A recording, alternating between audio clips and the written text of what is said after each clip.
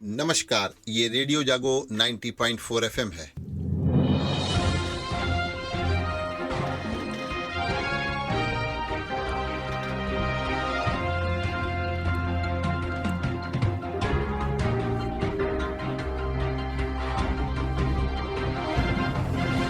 अब आप अभय शंकर गौड़ से आज की हलचल सुनिए।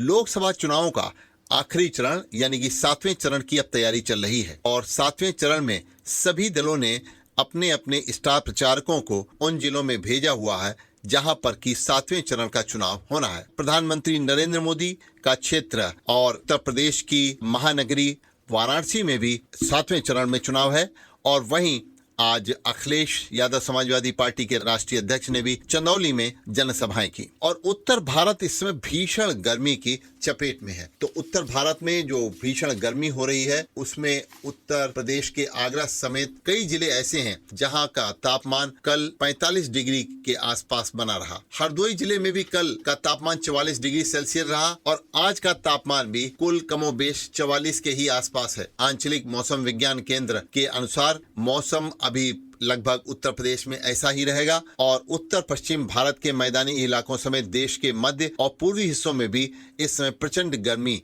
से लोग परेशान हैं और इस अवधि में लोग चाह रहे हैं कि किसी ठंडी जगह में जाएं क्योंकि ये गर्मी स्वास्थ्य के ऊपर विपरीत प्रभाव भी डाल सकती है। उत्तर प्रदेश के कई जिलों के लिए तो मौसम विभाग द्वारा रेड अलर्ट गर्मी का जारी किया गया है। आइए अब बात करते हैं रेमल की, जो इस समय पश्चिम बंगाल के तट से टकराया हुआ है और बंगाल और उड़ीसा में इसने तबाही फैलाई हुई है। रेमल भीषण चक्रवाती तूफान में अब तब्दील हो गया है और बांग्लादेश पश्चिम बंगाल के तटों पर इसने अपनी तबाही मचाना शुरू कर दिया है। मौसम विभाग ने बताया है कि पश्चिम बंगाल उड़ीसा के अलावा पूर्वोत्तर के लगभग सभी राज्यों में तेज हवाओं के साथ भारी बारिश हो रही है और इन राज्यों में तूफान का असर अगले 2 दिन तक रह सकता है। और इस रेमल तूफान की वजह से अगले 2 दिनों में सिर्फ बंगाली नहीं बल्कि आसपास के जिलों में भी वहाँ के वातावरण में और मौसम में कुछ फर्क आपको तब्दीलियां दिखलाई पड़ सकती हैं। तेज हवाएं चल सकती हैं और तेज हवाओं के साथ साथ बारिश होने का भी अंदेशा मौसम विभाग द्वारा उत्तर प्रदेश के लिए भी जारी किया गया है क्योंकि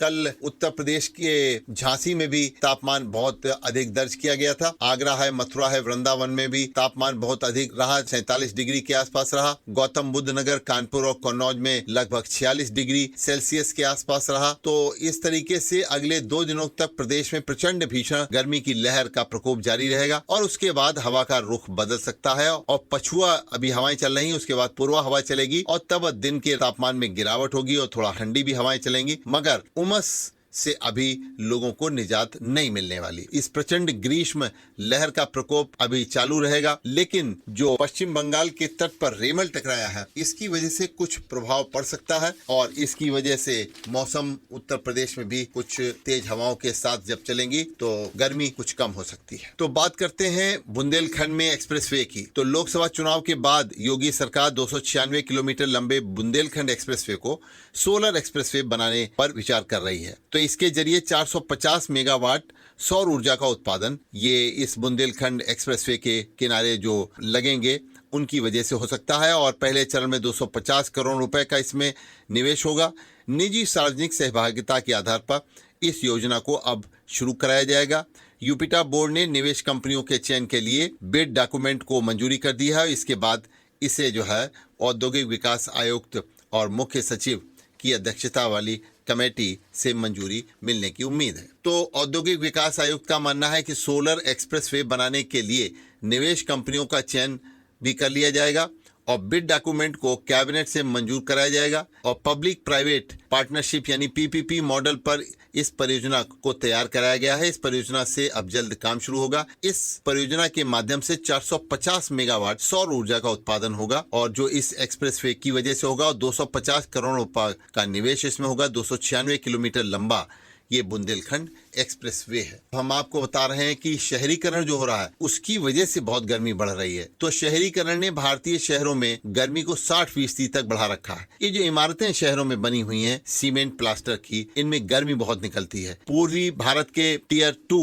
शहर इसमें सबसे ज्यादा प्रभावित है। जैसे उड़ीसा के भुवनेश्वर में शहरीकरण ने गर्मी में 90% का योगदान दिया है, ऐसा माना जाता है। और ये बात भारतीय प्रौद्योगिकी संस्थान IIT भुवनेश्वर के शोधकर्ताओं ने अध्ययन के बाद ये सामने लाई है। शोधकर्ताओं का ये भी कहना है कि पिछले 2 दशकों में 141 प्रमुख शहरों में तापमान जो बढ़ा है उसके पीछे शहरीकरण और स्थानीय जलवायु में आ रहे बदलाव जो हैं वो मुख्य रूप से जिम्मेदार हैं। इन शहरों में बढ़ते तापमान के रुझानों को जानने के लिए 2003 से लेकर 2020 के बीच में नासा के उपग्रह से प्राप्त आंकड़ों की मदद ली गई और तापमान के आंकड़े भूमि की सतह के पास बढ़ते तापमान के रुझानों को दर्शाते हैं। तो अध्ययन में यह अनुमान व्यक्त किया गया है कि 2050 तक दुनिया की 68% आबादी शहरों में रह रही होगी और तब तक भीषण गर्मी का खतरा और बढ़ जाएगा। सामाजिक उन्नति का संकेत माने जाने वाले ये जो हमारे अनियोजित शहरीकरण है, इसकी वजह से एक पर्यावरण को गंभीर खतरा पैदा हो सकता है। आप भी जलवायु परिवर्तन के उन मुद्दों पर सजग रहें और वृक्षारोपण तथा जो प्लास्टिक को दूर भगाने जैसी चीजें हैं इनसे जुड़ करके काम करें। तो हरदोई में अपर पुलिस महानिदेशक कानून व्यवस्था के निर्देशों के क्रम में दंगा नियंत्रण योजना का अभ्यास जो है लोनार कोतवाली क्षेत्र में किया गया और पुलिस अधीक्षक के नेतृत्व में इस अभ्यास के दौरान किसी आपात स्थिति से कैसे निपटा जाए इसके बारे में भी एक ड्रिल की गई। तो आपको बता दें, ड्राइविंग लाइसेंस की सेवाओं को बेहतर बनाने के लिए परिवहन विभाग की ओर से सारथी पोर्टल को अपडेट किया गया था। इस कारण 3 दिन तक साइट बंद रही थी। पोर्टल अपडेट होने के बाद उससे सर्च ऑपरेशन ही गायब कर दिया गया है। अब इससे जो एप्लीकेंट हैं, जो आवेदक हैं, उनको बहुत समस्या हो रही है और इस पोर्टल का लाभ भी लोग नहीं उठा पा रहे हैं। जहां गर्मी हम लोगों को लग रही है वहां हमसे ज्यादा गर्मी से बेहाल हैं जानवर। तो आइए इन छुट्टा जानवरों की भी बात करते हैं, क्योंकि गर्मी में एक पेड़ जो हम लगाते हैं वो जलवायु परिवर्तन के साथ साथ वो कितने लोगों को, इन पशु पक्षियों को, इन जानवरों को शरण देता है। यानी ये भी एक पुण्य का काम है। पेड़ लगा करके और उसकी छाई आप कई मवेशियों को, कई पक्षियों को दें। तो इस समय मवेशी जो हैं, हमारे जानवर, ये परेशान हैं गर्मी की वजह से और इनको संरक्षण कहीं नहीं मिल पा रहा है। सरकार ने गौशालाएं बनाई हैं लेकिन वहाँ बेहद गर्मी है। वहाँ कहीं टीन शेड है ही नहीं, कहीं पॉलिथीन लगी हुई है तो कहीं टीन शेड लगे। वो टीन शेड इतने गर्म हो रहे हैं, इतने तप रहे हैं कि अगर तापमान है 40 तो टीन शेड के नीचे वो तापमान हो जाता है जाकर के 42। और ये जानवर, ये गोवंश वहाँ पर परेशानी से अपनी जिंदगी काट रहे हैं। इन मवेशियों को भूखा चारा दिया जा रहा है इस समय इतनी गर्मी में, और पानी की उनके लिए व्यवस्था नहीं है। जो गांव के आसपास पहले तालाब हुआ करते थे वो तालाब भी इस समय अधिकतर कब्जा कर लिया गया है, ये पाट दिए गए हैं। और अगर बात करें इन मवेशियों के बीमार होने पर तो इनकी चिकित्सकों की इनको सुविधाएं कितनी उपलब्ध हैं, तो वो भी आपको बताते चलते हैं कि ये जो यहाँ पे हरदोई जिले में कई जगह पे गौ आश्रय स्थल बनाए गए हैं, उनमें डॉक्टरों की नियमित उनको जाना है, देखना है इन मवेशियों को, लेकिन वो नहीं पहुंच पा रहे हैं। पशु चिकित्सा अधिकारी का कहना है कि चिकित्सालय में वो अकेले हैं, कभी कभी कई गौशालाओं को उनको देखना पड़ता है, तो नियमित रूप से ये पशु चिकित्सक हर जगह नहीं पहुंच पा रहे हैं। कुल मिला के इस गर्मियों में जानवर परेशान है, पशु पक्षी परेशान है, और इनके लिए जो इंतजाम सरकारी एजेंसियों को करने हैं वो सरकारी एजेंसियां लापरवाही बरत रही हैं और उनको इसका लाभ, जो मवेशी हैं उनको सरकार द्वारा जो इंतजाम किए गए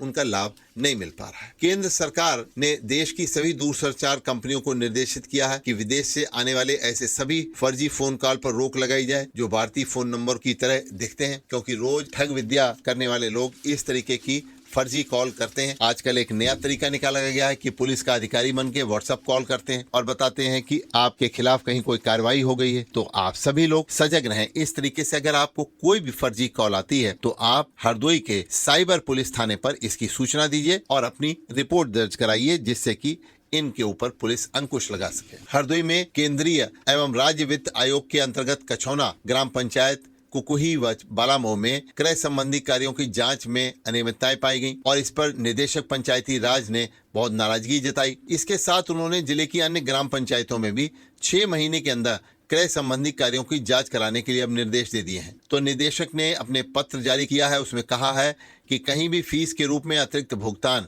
अगर पाया जाए तो उसकी वसूली की जाए। निदेशक ने जांच आख्या 7 दिन के अंदर भी मांगी है। तो हरदोई के डीपीआरओ का कहना है कि निदेशक के निर्देशों का पालन कराया जाएगा, क्रय संबंधी कार्यों की जांच की जाएगी, अनियमितता मिलने पर संबंधित से वसूली भी की जाएगी। तो पंचायती राज विभाग के सूत्रों की माने तो कार्यों पर अतिरिक्त फीस देने के मामले में कई ग्राम पंचायतों के मामले सामने आ रहे हैं। जांच की भनक लगते ही ग्राम पंचायतों के जिम्मेदार बड़ी ही परेशानी की स्थिति में है। शिक्षा की बात करते हैं। हरदोई में मेहनत मजदूरी या फिर अन्य कारणों से चाह कर भी विद्यालय से दूर हो चुके बच्चे अब फिर विद्यालयों में पहुंचे, इसके प्रयास किए जा रहे हैं, क्योंकि हर व्यक्ति को शिक्षा मिले ये उसका अधिकार है। घर का अध्यापक और शिक्षा मित्र की ड्यूटी लगाई गई है कि वो जाने की बच्चे क्यों नहीं पढ़ाई के लिए जा रहे हैं, परिवार में कितने सदस्य हैं, उनकी शैक्षिक स्थिति क्या है, बच्चों की संख्या उनके घर में कितनी है और कितने बच्चे विद्यालय जाते हैं, और जो विद्यालय नहीं जाते हैं वो किस कारण से नहीं विद्यालय पहुंच पा रहे हैं। इसके लिए गर्मियों की छुट्टियों के बाद विद्यालय खुलते ही परिवार सर्वेक्षण का प्रथम चरण पूरा कराया जाएगा और फिर अगस्त में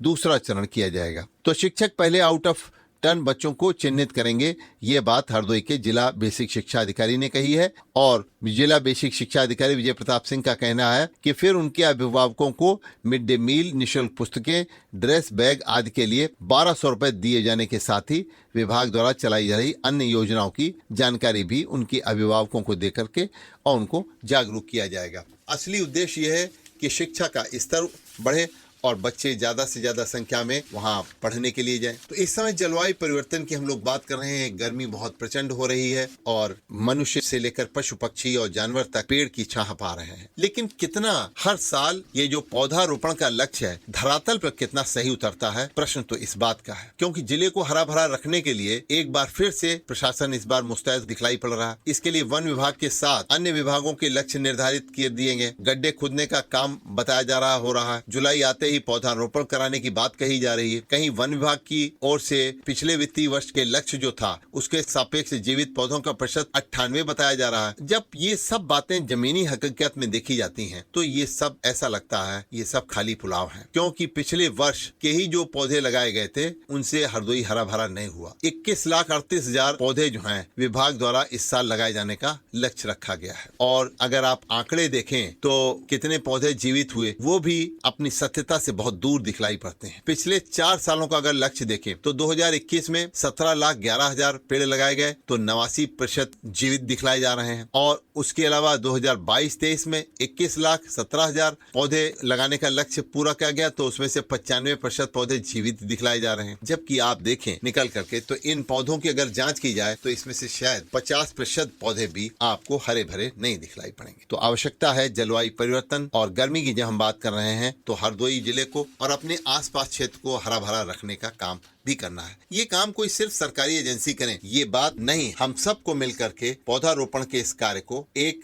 सामाजिक जिम्मेदारी अपनी मानते हुए निभाना है। और हर व्यक्ति अगर इस तरीके से पौधा लगाएगा, इस तरीके से अपने आसपास के क्षेत्र को हरा भरा रखेगा तो सिर्फ वही व्यक्ति नहीं बल्कि पूरा एक क्षेत्र इसका लाभ पाएगा, और इससे जलवायु में जो परिवर्तन होगा उसका लाभ अंततः मनुष्य को ही नहीं पशु पक्षी और पूरी धरती पूरी पृथ्वी को मिलेगा। तो अभी आप सुन रहे थे अभय शंकर गौड़ से आज की हलचल। सुनते रहिए रेडियो जागो 90.4 FM। आप खुश रहें, आप स्वस्थ रहें, आपके सुखमय जीवन की हम कामना करते हैं।